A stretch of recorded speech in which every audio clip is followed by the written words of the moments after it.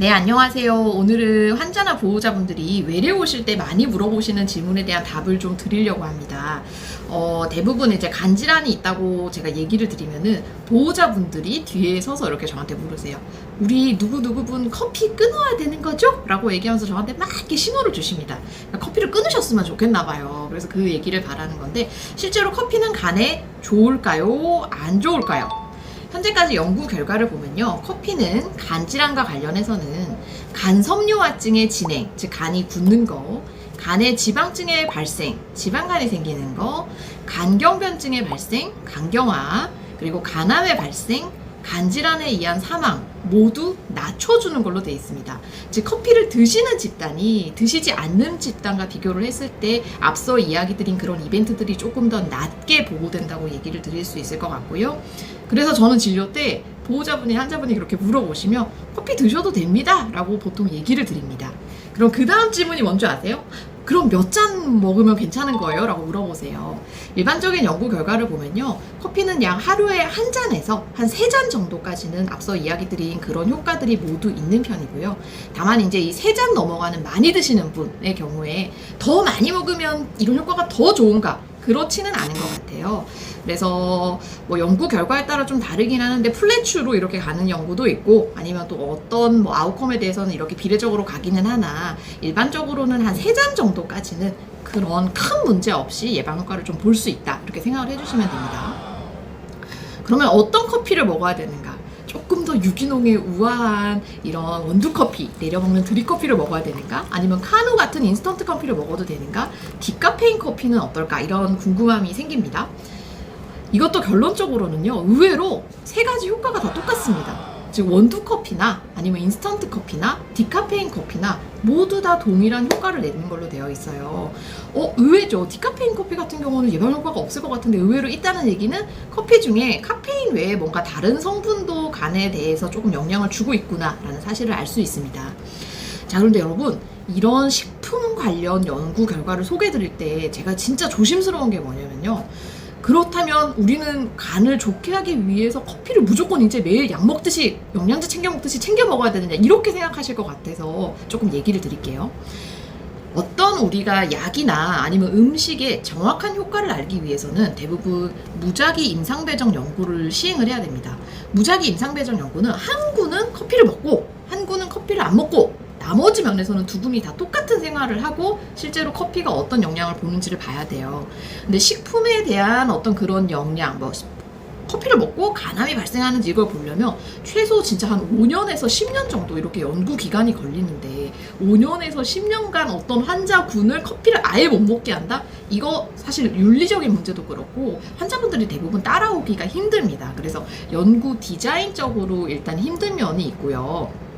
두 번째는 그래도 어떤 회사에서 뭐 돈을 대준다, 참여하는 사람한테 이만큼의 돈을 주고 뭐 모든 검사 비용이라든지 진료 비용을 다 대준다 하면 아마 환자분들이 참여를 할 거예요. 그런데 그 연구 비용을 대줄 사람이 아무도 없습니다. 커피 회사에서 대주면 될 것 같죠? 커피는 이런 거 안 해도 이미 잘 팔리고 있거든요. 왜 굳이 이런 임상 연구를 하겠어요? 그래서 보통 우리가 식품 관련 연구를 할 때 정확한 이런 무작위 임상배정 연구를 하기는 쉽지는 않고, 보통 어떤 방식이냐면 후향적인 기억에 의존을 해서 나는 몇 잔 먹었던 것 같아요. 그 다음에 또 나는 몇 잔 먹었던 것 같아요. 그리고 각각 환자분이 어떤 임상적인 아웃컴이 생기는지 보는 후향적 연구가 첫 번째고, 두 번째는 그냥 어느 한 시점에서 예를 들어 굉장히 많은 인구를 대상으로 해서 커피 하루에 한 잔 먹는 사람 몇 명, 2잔 먹는 사람 몇 명, 이런 식으로 해서 이분들의 간암이 있고 없고를 비교하는, 우리가 보통 크로스 섹셔널 스터디라고 얘기를 합니다. 이제 그렇게 이루어지는 경우가 많이 있어요. 그러니까 당연히 정확도가 떨어질 수밖에 없습니다. 그래서 이때 발생할 수 있게 되는 게, 우리가 후향적 연구는 사람의 기억에 의존을 할 수밖에 없잖아요. 네, 그래서 이 과정에서 우리가 회상편향이라고 하는 게 발생할 수밖에 없습니다.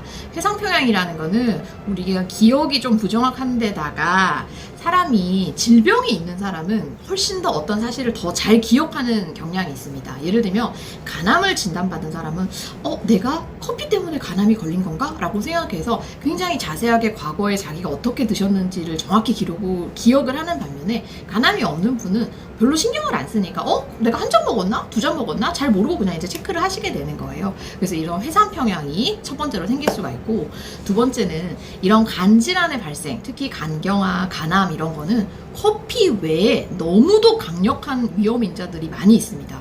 우리 당장 간암만 하더라도 뭐 간염 바이러스나 아니면 알코올 이런 게 훨씬 더 중요한 인자거든요. 그러니까 이런 중요한 인자들이 잘 컨트롤되지 않은 상태에서 커피가 조금 이렇게 영향을 주는 게 그게 큰 이펙트가 없는 거예요. 쉽게 얘기하면은 우리가 맑은 물에는 잉크가 한 방울만 딱 떨어져도 굉장히 물이 착 색깔이 변하는데, 이미 흙탕물에는 잉크 한 방울 떨어뜨린다고 크게 영향이 없잖아요. 근데 이제 커피는 그 조그마한 잉크에 해당하는 겁니다. 이해하셨죠? 자, 그래서 이런 결과를 제가 얘기 드릴 때 그러면 이제 영양제 대신 나는 커피를 하루에 3잔씩 무조건 챙겨 먹는다, 이렇게 생각하실 것 같아서 지금 드리는 얘기고요. 결론은 그러니까 커피를 먹어도 크게 위해가 되지 않겠구나, 별 문제가 없겠구나, 우리 하루에 한 잔 정도는 조금 좋을 수 있겠구나, 이 정도로 생각을 하시는 게 좋습니다. 더 미친 듯이 챙겨 먹겠다, 이렇게까지 생각 안 해주셔도 될 것 같아요.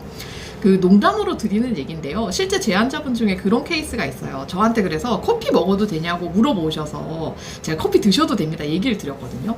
근데 3개월 있다가 이분이 오셨는데 간 수치가 조금 안 좋아진 거예요. 살도 막 이만큼 찌시고. 그래서 어떻게 됐냐고 하니까 막 환자분이 그때 선생님이 커피를 먹어도 된다고 하지 않냐 막 화를 내면서 자기 그래서 커피를 열심히 먹었다는 거예요. 뭘 드셨어요? 그러니까 하루에 맥심 커피를, 우리 봉지 커피를 8잔에서 10잔씩 마음껏 드셨다고 합니다. 여러분, 그 맥심 한 봉지가 50칼로리예요. 그거를 8에서 10잔을 먹잖아요. 하루에 400이나 500칼로리가 드는 거라서 그분은 커피가 아니라 살이 쪄서 지방간 때문에 또 이렇게 간 수치가 올랐던 경우가 있어요. 그래서 정말 제가 여기서 얘기 드린 커피는 정말 단순히 커피지, 이거 뭐 봉지 커피를 하루에 3봉씩 이렇게는 생각 안 하시는 것이죠? 네. 또 오늘 유용한 정보 되셨는지 모르겠습니다. 커피 아무튼 너무 스트레스 받지 마시고 편하게 기분 전환하실 때 드십시오. 행복한 하루 되세요.